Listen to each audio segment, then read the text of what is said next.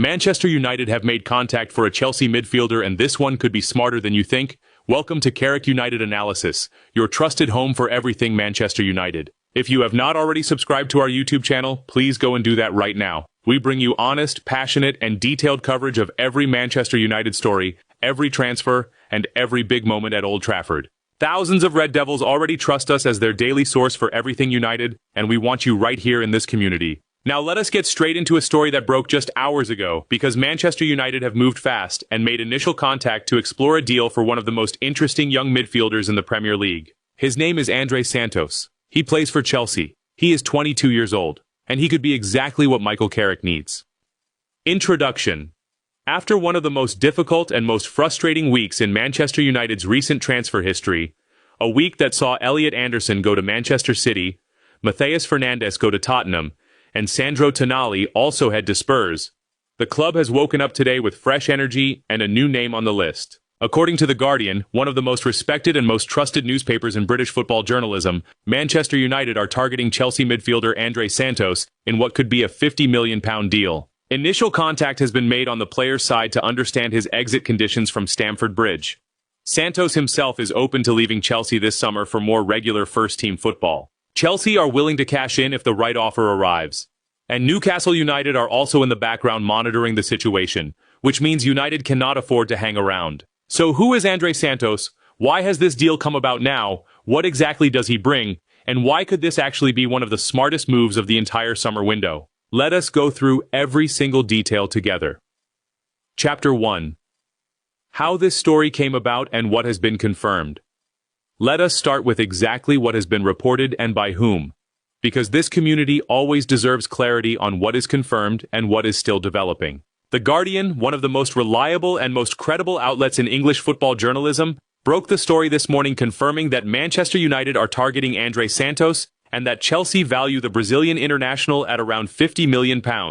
Football Transfers backed up the report, confirming that United's interest has been rekindled following their failure to sign Matheus Fernandes, and that Santos is understood to be open to a move this summer because of the competition he faces for starting places at Stamford Bridge. Give Me Sport confirmed the story independently, reporting that Santos is open to leaving Chelsea in order to get regular minutes. The People's Person, citing the Guardian report, added the important detail that United have an excellent working relationship with Chelsea, having done business together in recent summers, including the Alejandro Garnacho deal and the Mason Mount transfer before that. That existing relationship between the two clubs makes the opening of this conversation more straightforward than it might be with a club United had never dealt with before. The initial contact that has been made is described as exploratory on the player's side. United have reached out to understand what Santos's exit conditions actually are, what the player wants personally, and what kind of deal structure would be needed to make this work. This is how intelligent recruitment operates. Before going into formal club-to-club negotiations and spending serious money, you make sure the player is actually interested and that the personal terms are achievable. United have done that first step correctly here. Chelsea's valuation of £50 million is worth putting in proper context. They signed Santos from Vasco da Gama in January 2023 for approximately €12.5 million. If they can sell him for £50 million, that would represent an extraordinary profit on a player who has never been a regular starter at Stamford Bridge. That is exactly the kind of business Chelsea under their current ownership model have become very good at doing. Buy young. Loan out to develop. Sell at a significant profit when the market is right. Here is a question for every United fan in this community right from the start. When a club like Chelsea is willing to sell a 22-year-old who has been described by his own coach as world-class for £50 million, and when that player is openly interested in moving, does that not sound like exactly the kind of opportunity a rebuilding Manchester United should be jumping at? Chapter 2. Who is Andrey Santos and where he comes from? Now let us tell this man's story properly, because the background of Andrey Santos is genuinely fascinating and gives you a real understanding of the kind of player United would be getting. Andrey Santos was born on the 25th of July 2004 in Rio de Janeiro, Brazil.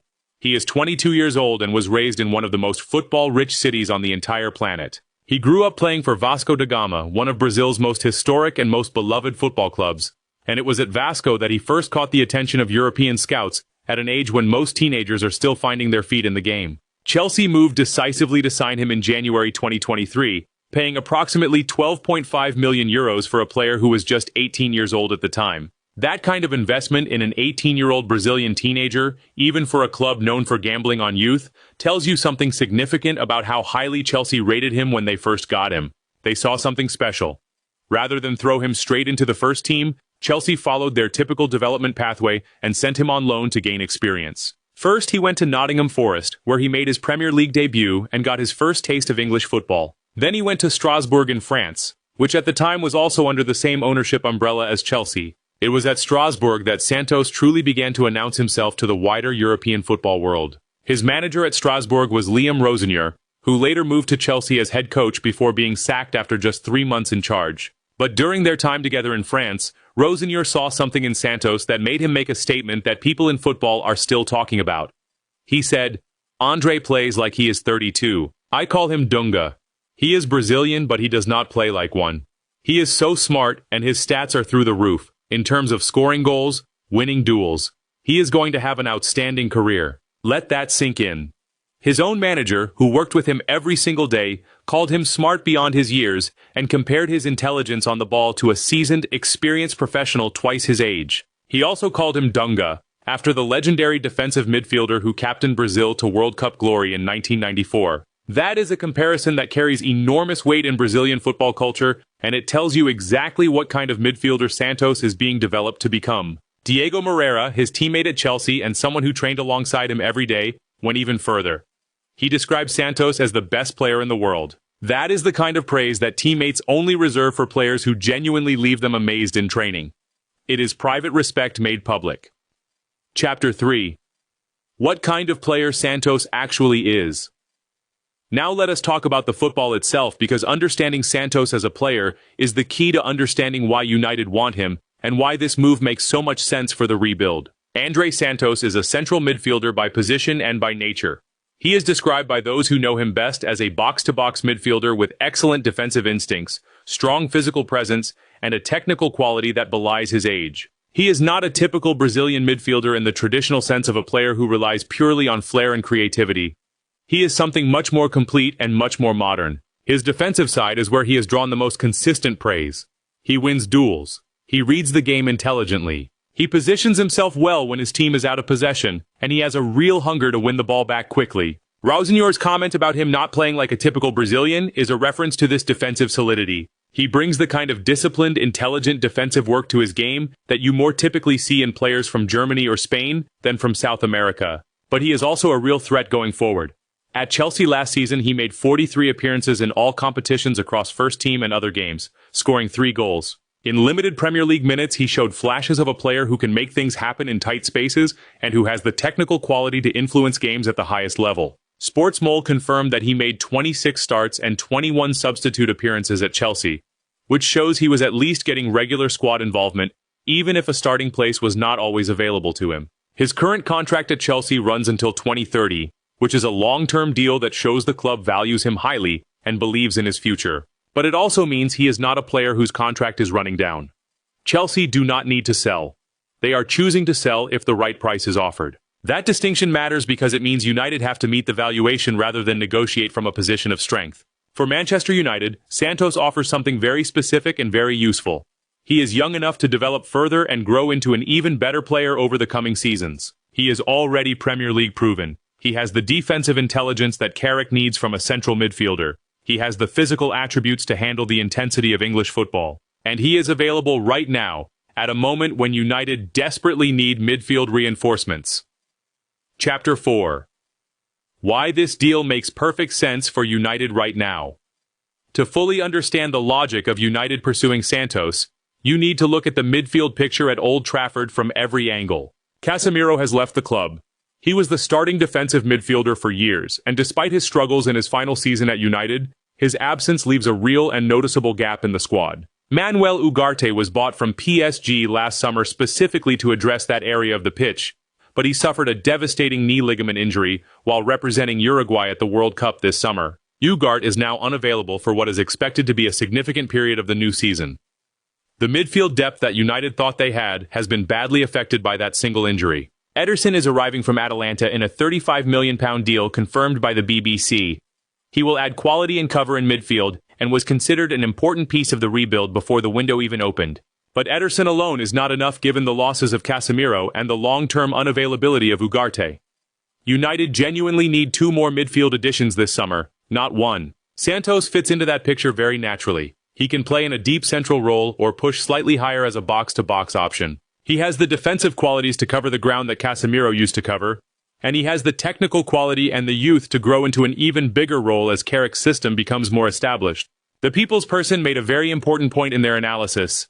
They noted that United have an excellent working relationship with Chelsea from recent business. The Garnacho deal went smoothly. The Mason Mount deal went smoothly. When 2 clubs have a track record of doing business together without drama or complications, future deals become easier to structure and easier to complete. That relationship is a genuine advantage for United in this situation. Chelsea's motivation to sell is also very clear. They are under pressure from financial fair play requirements to raise funds. They have new manager Xabi Alonso needing to reshape the squad in his own image. They have Moises Caicedo and Enzo Fernandez blocking Santos' path to regular starts. And they bought Santos for €12.5 million and can now sell him for £50 million, which is a profit that makes their overall accounts look very healthy. Every single factor on Chelsea's side points towards being willing to do this deal at the right price. Chapter 5. The competition from Newcastle and why time matters. One of the most important details in this story is the presence of Newcastle United as a competing club for Santos' signature. And United fans need to take that competition very seriously given what happened earlier in this window. The Guardian confirmed that Newcastle United are monitoring Santos' situation closely. This comes in the immediate aftermath of Newcastle losing Sandro Tonali to Tottenham and being left needing midfield reinforcements of their own. Eddie Howe's side are actively in the market and Santos fits the kind of profile they have been pursuing. A young, energetic, Premier League-proven central midfielder who can grow with the club. United fans do not need to be reminded about what happened with Matheus Fernandes. Tottenham moved decisively, matched the asking price without hesitation, and got the deal done before United could commit fully. If United allow the same thing to happen here, if they approach this situation with too much caution or too much hesitancy around the price, Newcastle could step in and take Santos just as Spurs took Fernandes. There is also the Chelsea angle to consider carefully. Right now, Chelsea are in a position where they need to sell Santos to fund Alonso's rebuild.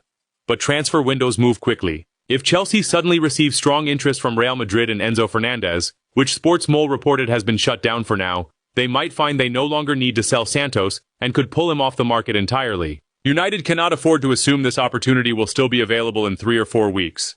The lesson from this summer is very clear. When a player of genuine quality is available at a fair price and that player is interested in moving to your club, you move quickly and decisively. Not in 3 weeks. Now. Chapter 6. The fee question and what £50 million actually represents. Let us be completely honest about the financial side of this potential deal, because it is an important conversation to have with this community. Chelsea are asking £50 million for Santos. That is their opening position, and it is the figure confirmed by multiple sources, including The Guardian, Football Transfers, Give Me Sport, and Sports Mole. The player's current market value on sites like Transfermarkt sits at around €40 million, which is roughly £34 million. There is a gap between what Chelsea are demanding and what independent valuations would suggest the player is worth. However, you have to look at this in the context of what else is available in the market. Felix Nmecha from Dortmund would cost around £86 million. Aurelien Tchouameni from Real Madrid would cost significantly more. Alex Scott from Bournemouth would cost at least £80 million given their resistance to all approaches so far. Adam Wharton from Crystal Palace would also require a very significant investment. Compared to every other realistic midfield option United have been exploring, Santos at £50 million is actually the most affordable serious option available to them right now. And when you factor in the development potential of a 22-year-old who his own manager described as playing like someone twice his age, who has been called world-class by teammates, and who still has his entire peak years ahead of him, the value case for £50 million becomes genuinely compelling. United may attempt to negotiate the fee slightly, as they should with any transfer. But the core message to this community should be clear. £50 million for a 22-year-old central midfielder with Premier League experience, a world-class ceiling, and a burning desire to play regular first-team football is not an unreasonable investment for a club trying to close the gap on the Premier League's best teams. Chapter 7. Santos alongside Ederson, and what United's midfield could look like. Now let us paint the exciting picture of what Manchester United's midfield could look like next season if both the Ederson and Santos deals are completed. Ederson from Atalanta brings composure, intelligence, and the kind of controlled passing ability that allows a team to build from the back with real confidence. He is experienced at Champions League level, having been a key part of Atalanta's impressive European campaigns in recent seasons. He is a steady, composed presence who can set the tempo and make good decisions under pressure. Santos brings something different and something complementary. He brings the defensive energy, the willingness to win the ball back, the physical presence, and the box-to-box dynamism that gives the midfield real balance. He is the kind of midfielder who can make 50 yards of ground in a sprint, win a tackle in his own penalty area, and then be involved in an attack at the other end of the pitch 2 minutes later. Chapter 8. A message to the community.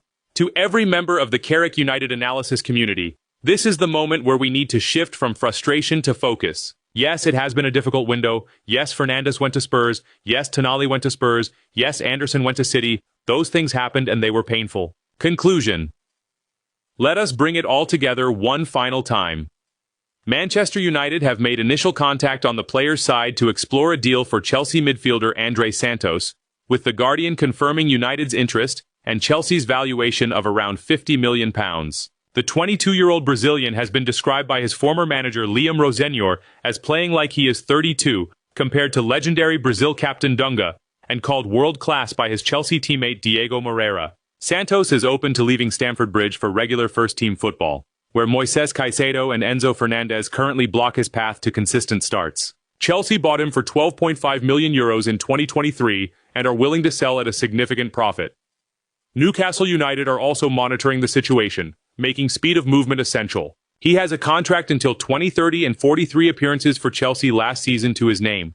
Here is the question for every member of this community. If United can get Santos done for around £50 million alongside the already agreed Ederson deal, would that midfield combination of Ederson, Santos, and Manu give Michael Carrick enough quality to genuinely compete for the Premier League title next season? Or do you think United still need one more big name on top of those two?